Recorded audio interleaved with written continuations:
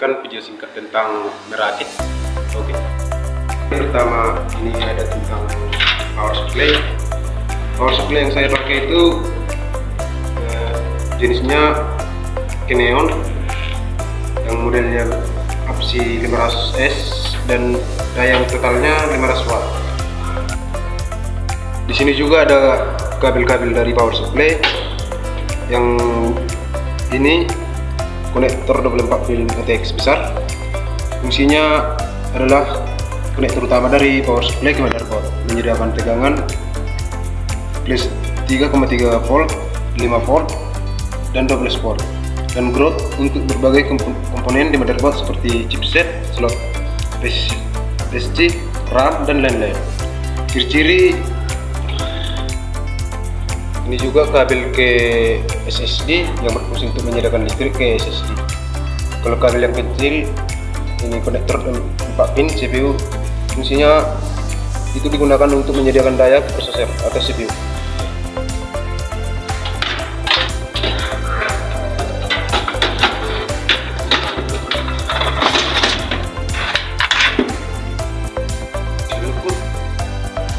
Di sini juga ada motherboard Faro ID1. Spesifikasi utamanya chipset Intel 81, soketnya LGA 1150, dan tipe RAM-nya DDR3 atau 2 slot. Portnya HDMI, VGA, USB, LAN, audio, dan ukurannya micro ATX kecil. Di sini juga ada prosesornya. Prosesor yang saya pakai itu modelnya Intel Core i3 5170 atau generasi keempat. Frekuensi dari prosesor yang saya pakai itu 3.70 GHz. Jumlah core-nya ada 2 core dan jumlah thread-nya 4 thread.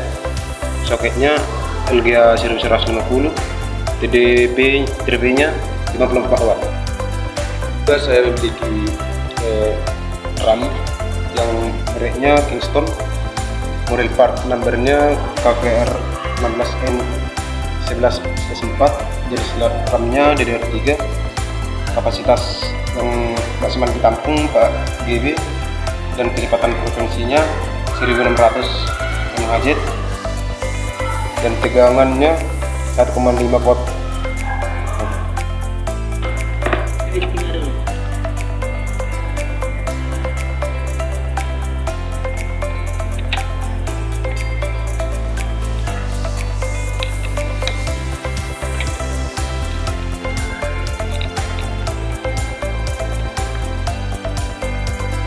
Ini juga ada baterai CMOS yang ukuran kecil, berfungsi untuk menyimpan data BIOS system.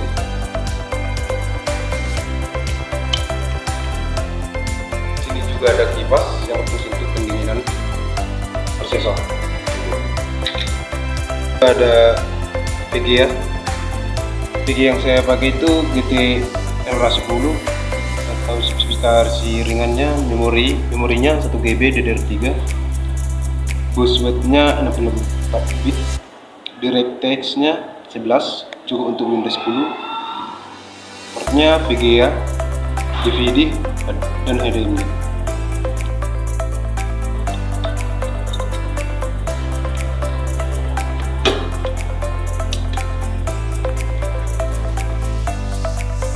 Juga ada SSD Skon, modelnya TFC 256, tegangan operasi DC 5 volt atau 1 volt. Ini juga ada kabel SATA yang berfungsi untuk mengirimkan data ke SSD.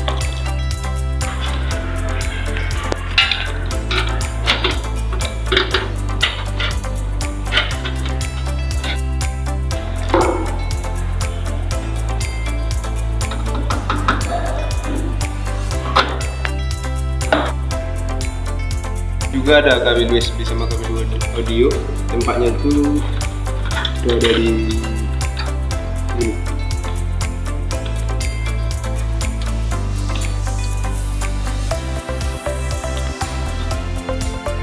Kabel dari power supply ini berada pada sini.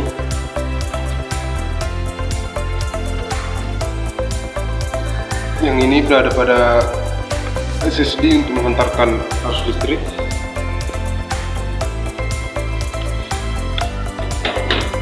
Dan yang kecil berada pada tempat di samping kipas angin prosesor.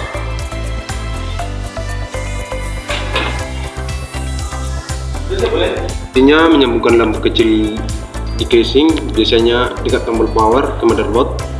Lampu akan berkedip saat hard disk atau SSD sedang membaca atau menulis data. Juga ada power LED plus sama power LED minus. Kalau power LED plus ini berfungsi untuk menghubungkan terminal positif dari LED indikator daya ke motherboard. Menghubungkan terminal negatif dari LED indikator daya ke motherboard. Biasanya kabel ini dihubungkan ke ground pada motherboard. Reset SW. Kabel ini digunakan untuk menghubungkan tombol reset kepada casing komputer ke motherboard. Ketika tombol reset ditekan, sinyal dikirim ke motherboard untuk mereset sistem yang biasanya akan memulai ulang komputer tanpa mematikan daya. Ada power SW. Kabel ini menghubungkan tombol daya pada casing komputer ke motherboard. Ketika tombol ditekan, sinyal dikirim ke motherboard untuk menghubungkan atau mematikan komputer. Ini adalah cara utama untuk mengontrol daya pada sistem secara keseluruhan. Dan cara memasangnya ada yang power SW,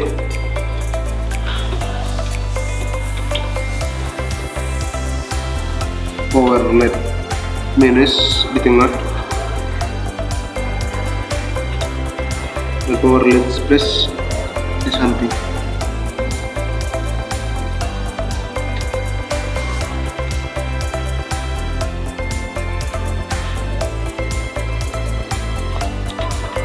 Adapun juga LED LED plus minus sama reset SW berada bersampingan.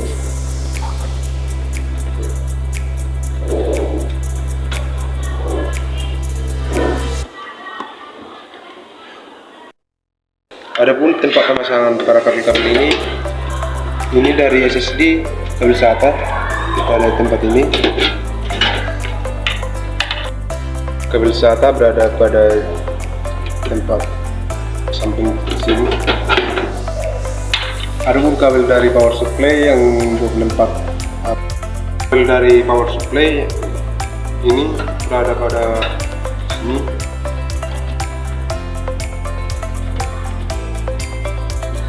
Yang ini berada pada SSD untuk menghantarkan arus listrik.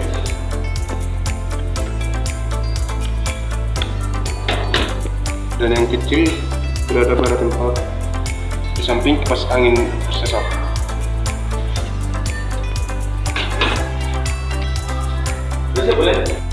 Ini hasil saya guys ya, dan ini akan mengetesnya di PC.